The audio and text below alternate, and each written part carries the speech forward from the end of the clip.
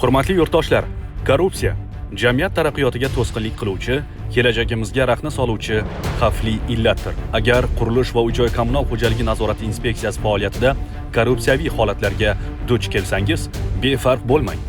Ushbu holatda siz Korrupsiyaga qarshi kurashish agentligining 1253 qisqa raqami yoki qurilish va uy-joy kommunal xo'jaligi sohasida nazorat qilish inspeksiyasining 71 kodi bilan 244 07 27 ishonch telefoniga murojaat qilishingiz mumkin. Shuningdek, ekranda ko'rsatilgan Telegram bot orqali yoki elektron pochta manziliga murojaatingizni yuborishingiz mumkin.